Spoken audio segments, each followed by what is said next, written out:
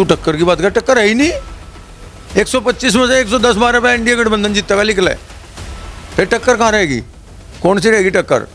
ये तो सब दिखावे हैं, लोकतंत्र में दिखावे करते हैं। ये बयान मुझे ऐसा लग रहा है जैसे कोई बचपना में बयान दे के, इसमें अहंकार भरा हुआ है। और मैं तो सम्मान करता हूँ, सभी बड़े नेता हैं, उनका सम्मान करता हूँ, लेकिन ये बयान सुन के मुझे भी अचरज सा हुआ, अचंभा सा हुआ। चुनाव जो आपने काम किया है, जो वर्तमान में आपने कार्य किया है, उस पर लड़ा जाता है।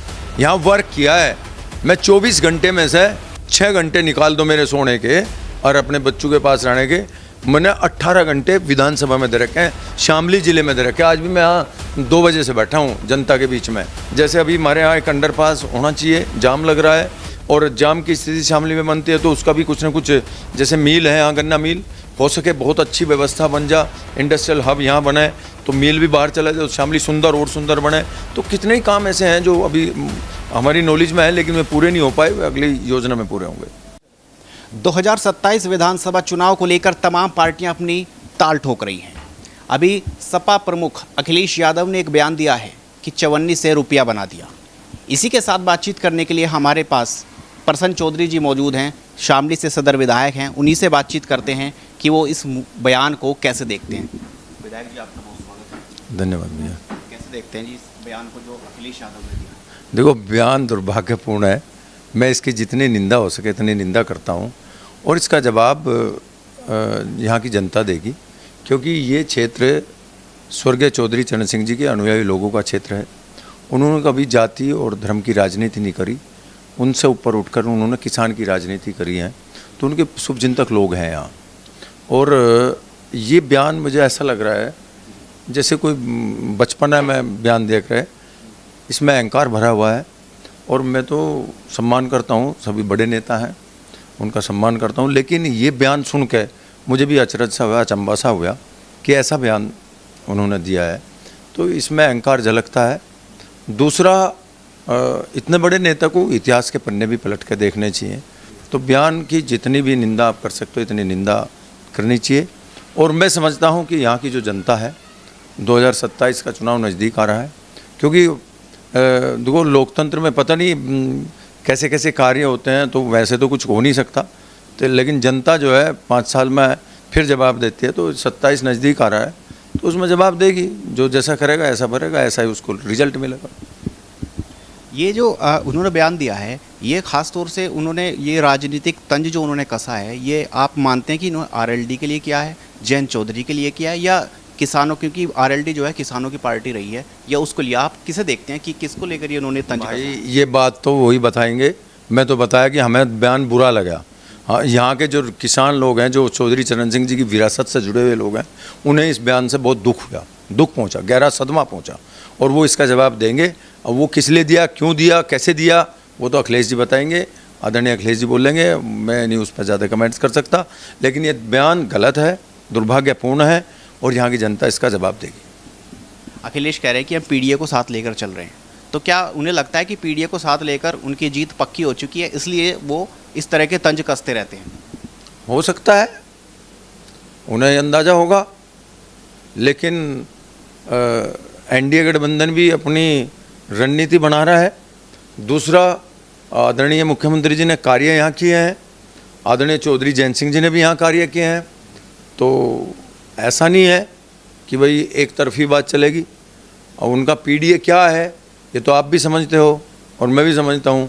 एक ही परिवार में तो 7-8 एमपी बनना, ये सब जग जाहिर है, कहना कुछ करना कुछ, क्या पीछे है ये सब आप जानते हो। मैं ज़्यादा बयानबाजी इस पर नहीं करूँगा, लेकिन मुझे इतना पता है कि हाँ एनडीए गठबंधन मजबूत है, और पश्चिम उत्तर प्रदेश में लगभग 125 सीट हैं, उन पर एनडीए गठबंधन, जिसमें लोकदल सहयोगी दल है एनडीए का, दमदार स्थिति में है। और मेरे विचार से 110 सीट से प्लस यहाँ एनडीए गठबंधन जीतेगा, तो पता नहीं वो पीडीए कहाँ जाएगा, क्या होगा, उसका नहीं हम जानते हैं। यानी कड़ी टक्कर आप मानते हैं कि जो यहाँ पर उत्तर प्रदेश में फिलहाल होने वाली, फिलहाल पश्चिम में? अरे टक्कर, तू टक्कर की बात कर, टक्कर है ही नहीं। 125 में से 110-12 पे एनडीए गठबंधन जीतेगा लिख ले, फिर टक्कर कहाँ रहेगी? कौन सी रहेगी टक्कर? ये तो सब दिखावे हैं, लोकतंत्र में दिखावे करते हैं। आप जैसे भाई मिल जाए पत्रकार, मैं कुछ ना कुछ उछाड़ू जाए इधर से उधर, गेंद हो ना वो इधर से उधर उछाड़ा, जो सच्चाई है वो निकल के आ जाएगी चुनाव में सच्चाई।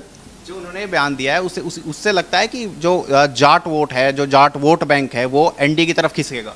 बात फिर आप मैंने एक बात अपने शुरुआत में ही कही थी, ये वो बात जाट की उसकी नहीं है, बात किसान विचारधारा की है, बात स्वर्गीय चौधरी चरण सिंह जी की विचारधारा विरासत की है।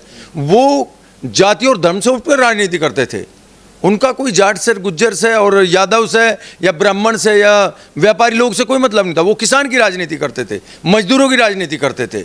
यहाँ फर्क जो पड़ा है वो स्वर्गीय चौधरी चरण सिंह जी की विरासत पे इन्होंने चैलेंज किया है उस विरासत को।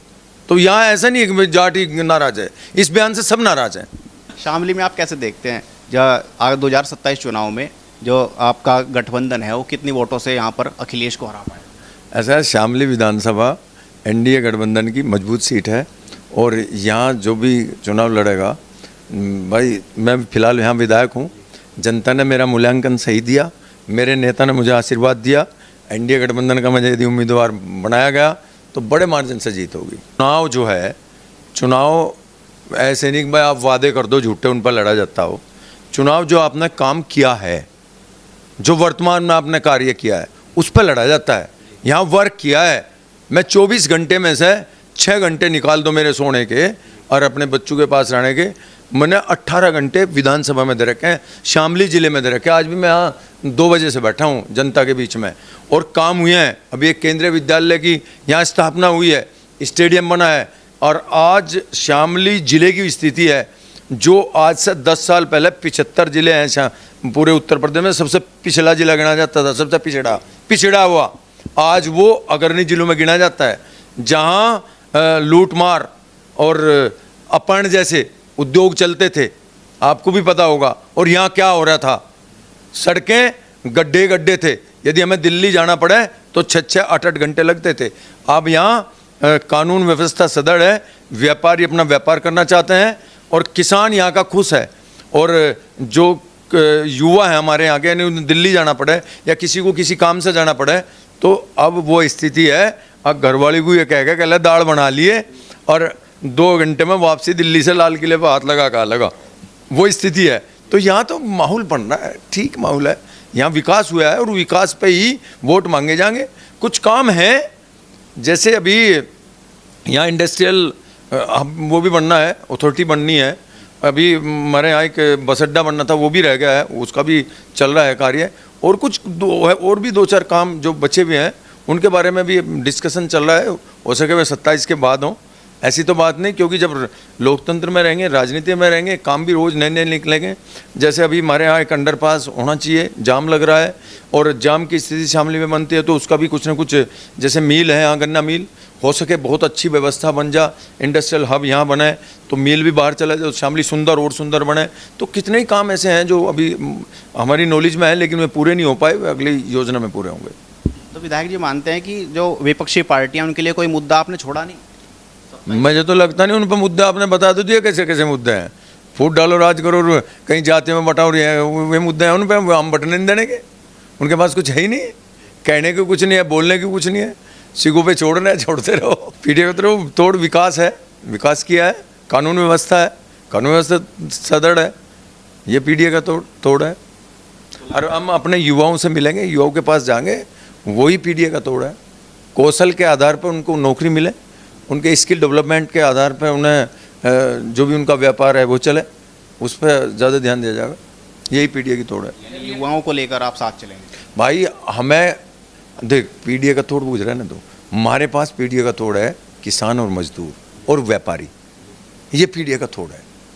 ये जातियों नहीं बांटना, हमें तो सबके साथ लेकर चलना, सबका विकास करना है। सब चाह रहे हैं और सब टिकट ले सकते हैं, कोई ज़रूरी नहीं अगर पीढ़ी वो, क्यों व्यापारी भी टिकट ले सकता है, किसान भी टिकट ले सकता है, वो भी लड़ सकता है, लोकतंत्र है। तो पीढ़ी का भाई वो स्पेशल हम नहीं देंगे, कोई ज़रूरी नहीं है।